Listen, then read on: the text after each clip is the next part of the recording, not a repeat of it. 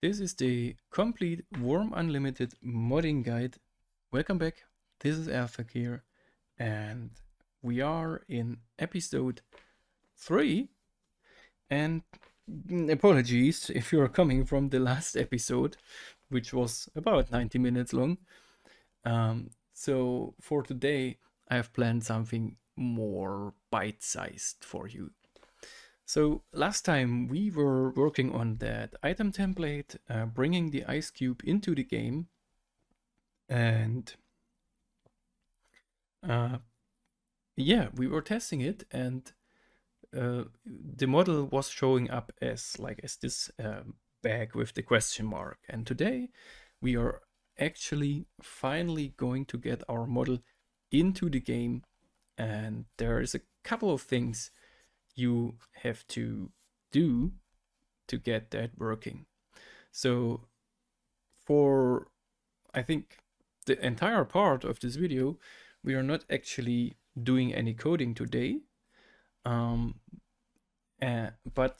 then in the next video, we will be going to make a custom action so that we can use the ice cube on ourselves to heal our burn wounds. So that is the mid-term plan here. But yeah, let's go ahead and for today see to it that the model appears in the game. So going here to the mods folder, let me just quickly check our ice cube folder here. Right, this is our ice cube folder where the jar.dot file is, which is doing all the code stuff. And outside of that folder, we will also have our properties file, which I showed you in the previous episode. And today we are going to edit this a little bit and tell the server, hey, there is something else you need to send to the client. I'm just gonna go with alchemy here to copy from, but you can probably use any other mod out there. And this is the important line here. So we will need this line, which announces to the server that there's a server pack coming in.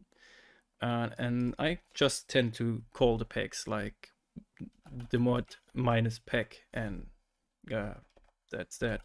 So we are going to call this ice cube minus pack.jar, and this is the server pack.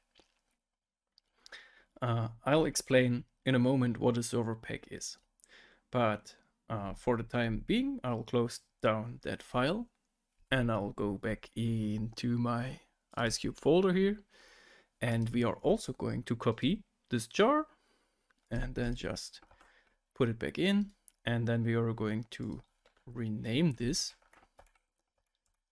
to, oh wait, don't have to delete everything, to ice cube dot pack, ice cube minus pack dot jar, and then I'm gonna open it again with 7-zip, and I'm just going to throw everything out here so that we have a blank slate jar, which we are going to work with. Basically, this is a file that will be sent to the client later on.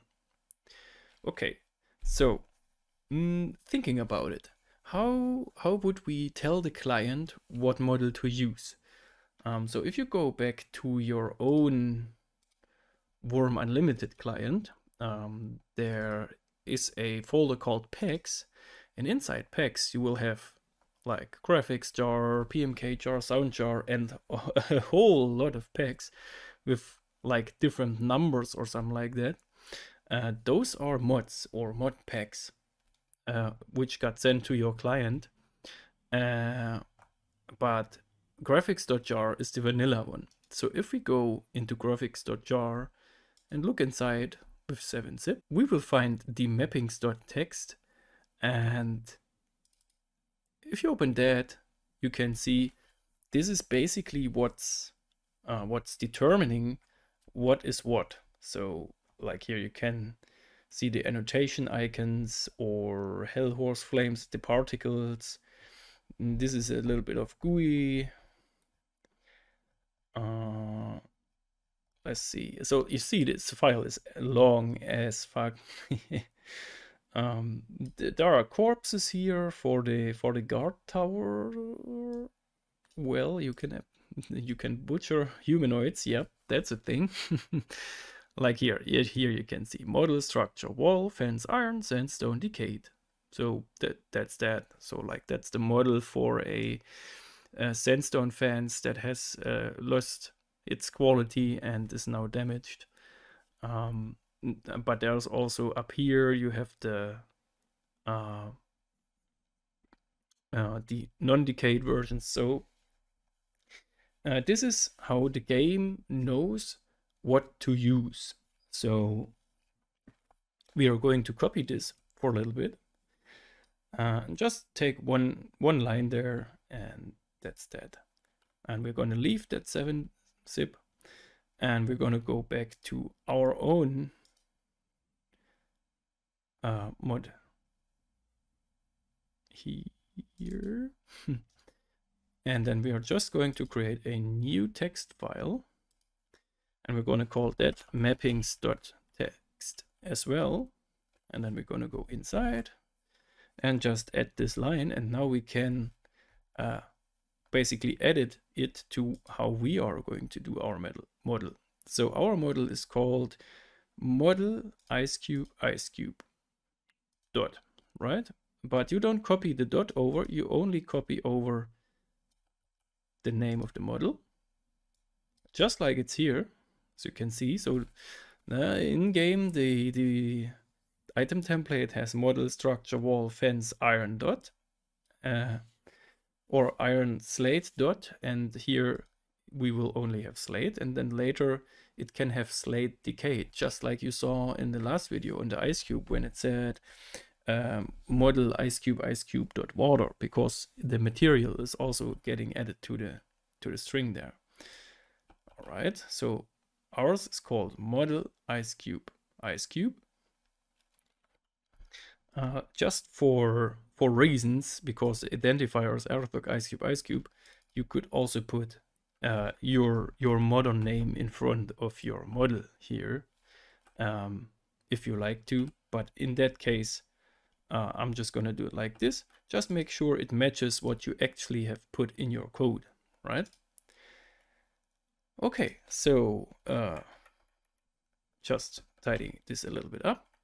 Now we need to add the path to the model here in our pack jar. If you only have a few models, you can work with the main folder here. So I'm gonna go to my desktop here.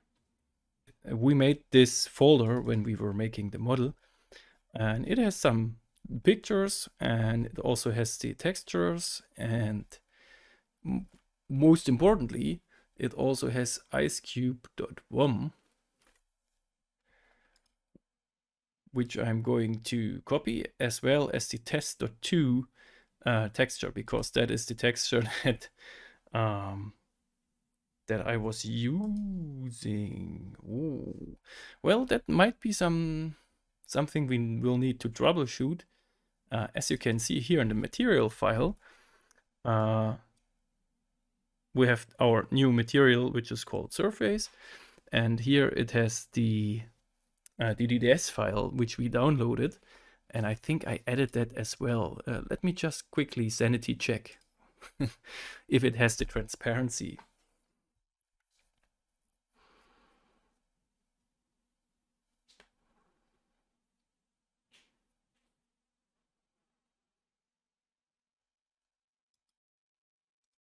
Yep, that looks like it's transparent. That's good. So when we were doing the Blender model, we exported the OBJ and the MTL file, and here it is important that you put the texture that you have put on your Blender model, and which is now in the material file .mtl, that you put that with your Wurm model, which is the converted OBJ model. So that is very important, otherwise you're gonna get in trouble, meaning that it won't show your model. So we're gonna go back here, and I also copied the Wurm and the texture name basically here. And so what we are doing is we are going to open this pack with our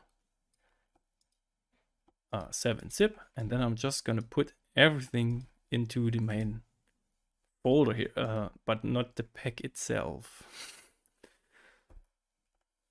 Sure, recursive zipping. So now this is the main folder of the jar file. So we can just, well, we can just go into our mappings text here and call that icecube.wurm, which is the model that we've made in Blender. And now I'm just gonna copy this into my zip file, just check if it's there. Okay. So this is the server pack. This is it. I like to do like a new folder here, pack contents or whatever, and I'll just tend to throw everything inside here, which is basically my working directory here. So yeah, put that there. So that's now nice and tidy. And you can actually see that our pack file is actually larger than our mod, but makes sense, right? This is just code and text, and this is a texture. All right, so now our mod has a server pack, and that is where you have to come in and help your players out, because if you check with the client, we already have in the mods, we have a serverpacks file, right? So that's coming with the client mod launcher. And for the server, you'll need the server pack mod as well. So this is called serverpacks. Let me just show you the link real quick. Bring that up. It ships with Argo's server mod launcher. So let's just Google that. Yep. Because if you download the server mod launcher, Argo made it like so that if you download the zip file with the server mod launcher in it, it will have the mods, but not the properties files or the config files, because he says he doesn't want to force you to use these mods. So make sure to also download servermap.zip and then just normally install the mod from there. Scrolling down, you will find then serverpacks and .properties, and most importantly, you will also need httpserver properties and config. That also might be its own file. Yeah, there it is, the HTTP server. So you also have to download this. And then you have to config your HTTP server. So this is how it's set up on my local PC here. So I have the server port 3724, and I have a public address of my local IP, because, well, it's running locally here on my server, and I have a similar file on my online server. But here you have to enter the public server address, which is coming up when you open the server launcher GUI. So if we launch the server, go to local server, and then you have the server external IP address, and then copy that into the public server address. Again, it should work with this one as well, but since it's local, you can put 127.0.0.1. Should also work on your remote server, but anyway, for me it worked best when putting the external server address on my real server. So anyway, this port should not be the same port as your game server. For here it is the same port and it seems to be working, but on my game server I switched that to 3750 or so, and keep in mind you have to open that port in the firewall as well. Also, when you get the config file, take note, every line is gonna have a hashtag symbol here, which means it's a comment. So you have to remove the hashtag symbols to uncomment those lines and to basically configure the file. On some servers, serverpacks mod will run without any configuration, but if you ever need to configure it or it doesn't work out of the box, this is the file you have to edit. All right, so I'm going to close that down. And actually, we're going to look at our server log here and see if that pack was working. And you can already see it here. Added pack, long number, weird name, for pack, mods, icecube pack jar. So our server already knows that we have a server pack, and it's basically uploading it, or basically having it, storing it for players so the clients can download it. So now if I launch my client, or if I launch my server even, and my client as well,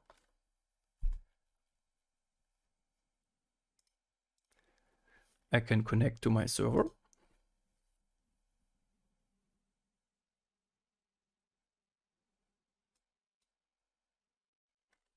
Aha, there we go.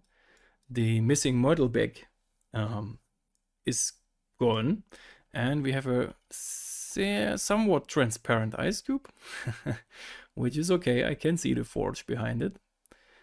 Yeah, I mean, that works. A little bit big for my taste. Maybe we should make it smaller then again. I wasn't sure when we were in episode 0 when we were modeling this, so this is now well, 2 meters, I think, or 1 meter, 1 meter by 1 meter by 1 meter. It would be a little bit heavy to carry around, but anyway, that works. And now you can also see model icecube.water, and then you see the weird number long name .jar icecube.wurm. So it found the model of the icecube. And if you press F1 in your client, you can also see the server packs that you downloaded, and it's also in the client log, these entries. So we can look for the number, because this is no names there. E2C. Aha, so this is the icecube man. This is the icecube pack here that got downloaded. So there's 2 parts. When your players or yourself have trouble with displaying custom models on a server, check your client log and your server log. So and look for the numbers of the pack. So the server owner will have to look for the line of the server pack from the mod that got installed or newly created, and write down the number. And the client has to see if there's a matching number that got downloaded to the client. But anyway, this is how to make a model whale. But anyway, this is how to get your model into the game, and yeah, make the client actually see it, not display the question mark back. All right, that's it already for this kind of bite-sized video. And if you have any questions, feel free to post a comment or ask me on the forums or pop into the Discord. And in the next episode, we're going to take care of making a custom action that we can use to heal burn wounds on our player character. In the meantime, off screen, I'm gonna probably scale down this ice cube to the 5 by 5 by 5 centimeters that we decided upon in the last episode. And yeah, so that it's maybe a little bit more manageable, or maybe even you can put it somewhere as a decoration or something like that. All right, have a nice day, and I see you in the next episode. Bye bye.